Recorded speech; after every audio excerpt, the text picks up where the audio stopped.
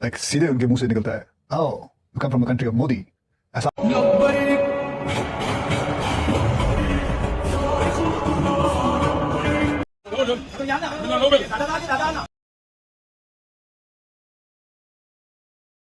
Hello friends, स्वागत है आपका अपने YouTube चैनल पे। बात करेंगे सोशल मीडिया पे क्या कुछ चल रहा है, छोटी बड़ी अपडेट सभी चीजों पे बात करेंगे। तो सबसे पहली अपडेट है गाजियाबाद से। गाजियाबाद उत्तर प्रदेश में एक दुकानदार ने गाजा में इजराइल की कार्रवाइयों और बच्चों सहित नागरिकों की मौतों से आहत होकर अपनी दुकान से सभी इजरायली सामान बाहर फेंक दिए।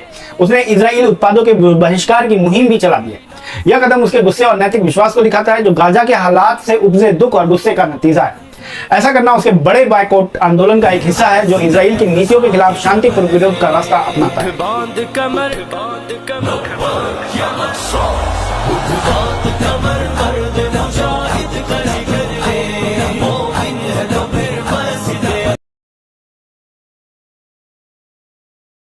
अगली खबर भी इजराइल के विरोध को लेकर है। कुछ औरतें जिनको बुरके में देखा जा सकता है, जो इजरायली सामान का बहिष्कार करने की बात कर रही हैं।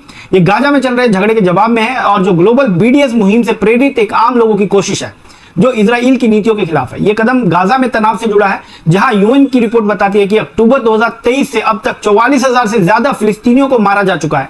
इस वजह से दुनिया भर में इजरायली सामान के बहिष्कार की मांग और प्रदर्शन हो रहे हैं।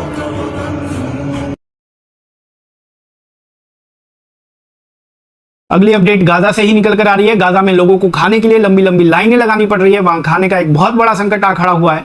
लोग भूखे मर रहे हैं, हालात बहुत ज्यादा खराब हो रहे हैं। ज्यादातर लोग दिन में बस एक वक्त का खाना खा पा रहे हैं, वो भी सिर्फ डिब्बे का खाना या जानवरों वाला चारा। पानी, दवाई और बुनियादी चीजों की भारी कमी है। एक्सपर्ट लोग गाजा की इस हालत पे बहुत दुख जता रहे हैं। मुस्लिम भाई बहनें इसे देखकर बहुत परेशान हैं, लेकिन इस समस्या का हल तभी निकलेगा जब तुरंत खाने पीने की मदद पहुंचे, जंग रुके और कोई पक्का हल निकले। दुनिया को मिलकर कुछ करना होगा, वरना वहां के लोगों की जिंदगी और ज्यादा खराब हो जाएगी। अगली खबर भी गाजा के ही हवाले से है। गाजा पट्टी में हमास आंदोलन के प्रमुख डॉक्टर खलील अल हैया ने कहा है कि हम आखिरी सांस तक लड़ेंगे और ये जंग जीतेंगे इंशाल्लाह। अगली खबर मिथुन चक्रवर्ती के हवाले से है। मिथुन चक्रवर्ती, जो एक अभिनेता और बीजेपी के नेता हैं, ने हाल में ही पश्चिम बंगाल की मुख्यमंत्री ममता बनर्जी पर निशाना साधते हुए कहा है कि वह बंगाल के हिंदुओं के लिए खतरा बन गई हैं। यह बयान उन्होंने वक्फ संशोधन विधेयक 2025 के खिलाफ हुई हिंसा और कथित तौर पर हिंदुओं पर हमले के संदर्भ में दिया। उन्होंने ममता बनर्जी पर आरोप लगाया कि उनकी नीतियां और वक्फ कानून को लागू न करने का रवैया सांप्रदायिक तनाव को बढ़ावा दे रहा है। मिथुन ने यह भी कहा कि बंगाल में हिंदू एकजुट हो रहे हैं और ममता बनर्जी का खेल अब सबको समझ आ गया है। अगली अपडेट भी गाजा के हवाले से है। इतनी मुश्किलों के बावजूद गाजा के लोग अपने ईमान और एकजुटता को थामे हुए हैं, लेकिन यह भी हकीकत है कि वहां हालात दिन ब दिन बिगड़ते जा रहे हैं।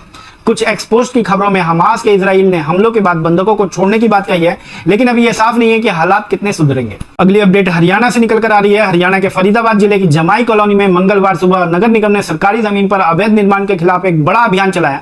50 साल पुरानी अक्सा मस्जिद को अवैध बताते हुए नगर निगम ने अतिक्रमण विरोधी अभियान के तहत उसे शहीद कर दिया। नगर निगम ने यह कार्रवाई सुप्रीम कोर्ट के आदेश के आधार पर की, जिससे इलाके में तनाव का माहौल बन गया है। कार्रवाई के दौरान 3 एसपी रैंक के अधिकारियों की अगुवाई में करीब 250 पुलिसकर्मी मौके पर तैनात थे। पुलिस और नगर निगम की संयुक्त टीम ने कॉलोनी में कई अवैध मकान के ढांचे भी गिराए। अगली अपडेट उत्तर प्रदेश से है। उत्तर प्रदेश के जिलौन जिले में एक हैरान करने वाली घटना सामने आई। यहां के कुंठौन सामुदायिक स्वास्थ्य केंद्र में एक सरकारी डॉक्टर सुरेंद्र चंद ने सर्दी जुकाम के इलाज के लिए आए एक छोटे बच्चों को सिगरेट पिलाने की कोशिश की। यह मामला तब सामने आया जब यह वीडियो सोशल मीडिया पर वायरल हो गया। वीडियो में डॉक्टर बच्चे को सिगरेट पिलाने का तरीका बताता और धुआं खींचने के लिए कहते दिख रहा है। अगली अपडेट प्रधानमंत्री नरेंद्र मोदी के हवाले से है। वक्फ बिल पे प्रधानमंत्री नरेंद्र मोदी का कहना है कि मैंने 5 साल तक वक्फ कानून की बारीकी समझी। मुस्लिम समाज से 1700 से ज्यादा शिकायतें मिली थी। शिकायतें करने वाली ज्यादातर मुस्लिम महिलाएं थी। तो मुझे मालूम था कि बोहरा समाज हो या शिया मुस्लिम हो, उन सब उनको तो और मुझे अहमदिया को और मुसीबतें हैं। मैंने कहा भाई इनको तो कोई अलग से प्रोटेक्ट करना पड़ेगा, और उसमें से मैंने इस व्यवस्था को विकसित करने का प्रयास किया है। अपडेट वही मैगजीन के हवाले से है। मैगजीन की 100 प्रभावशाली लोगों की लिस्ट में एक भी भारतीय को जगह नहीं मिली है। 21 साल के इतिहास में ऐसा पहली बार देखने को मिला है कि किसी भी भारतीय को जगह नहीं मिली है। वहीं बांग्लादेश सरकार के चीफ एडवाइजर मोहम्मद यूनिस को इस लिस्ट में जगह दी गई है। अगली अपडेट जोधपुर से निकल कर आ रही है। जोधपुर में जैन समुदाय ने 17 अप्रैल 2025 को बीजेपी सरकार के खिलाफ एक बड़ा मौन प्रदर्शन किया। लोग जैन साधुओं पर हमले और मंदिर तोड़ने को लेकर नाराज हैं। 13 अप्रैल को नीमच मध्य प्रदेश में 3 जैन साधुओं पर हमला हुआ, पैसे मांगे और उनको पीटा गया। पुलिस ने सभी को पकड़ लिया है, लेकिन जैन समुदाय में गुस्सा है। 16 अप्रैल को मुंबई में 90 साल पुराना जैन मंदिर तोड़ा गया। मूर्तियों और ग्रंथों का अपमान हुआ। अखिलेश यादव ने बीजेपी पर जैन समुदाय को निशाना बनाने का आरोप लगाया है। अगली अपडेट बहादुर शाह जफर के हवाले से है। यूपी के गाजियाबाद में रेलवे स्टेशन पर हिंदू संगठन के कार्यकर्ताओं ने बहादुर शाह जफर की पेंटिंग को औरंगजेब की पेंटिंग बताते हुए उस पर काली पोत दी। दरअसल स्टेशन पर सौंदर्यकरण के दौरान फ्रीडम फाइटर की पेंटिंग बनाई जा रही थी। हिंदू संगठन कार्यकर्ता इसको औरंगजेब की पेंटिंग समझ बैठे। अगली अपडेट जैन मंदिर के हवाले से है। मुंबई के विले पार्ले में नोमीनाथ कोऑपरेटिव हाउसिंग सोसाइटी में स्थित 90 वर्ष पुराने जैन मंदिर को 16 अप्रैल 2025 को बीएमसी ने ध्वस्त कर दिया। यह मंदिर मनोरंजन मैदान के लिए आरक्षित जमीन पर था, जिसके चलते बीएमसी ने नोटिस जारी किया था। जैन समुदाय ने इस कार्रवाई का कड़ा विरोध किया है, लेकिन भारी पुलिस बल के सामने उनकी कोशिशें नाकाम रही। इस घटना में देश भर में जैन समुदाय में आक्रोश फैला हुआ है। ये अपडेट बीजेपी विधायक उषा ठाकुर के हवाले से। दरअसल उन्होंने कहा है कि भगवान से मेरी सीधी बातचीत है, अगर भाजपा को वोट नहीं दिया तो अगले जन्म में कुत्ता बिल्ली भेड़ बकरी बनकर पैदा होंगे। कुछ ले दे भी लिया, ले लो भाई, पर वोट डालते समय अपना ईमान मत गवाओ।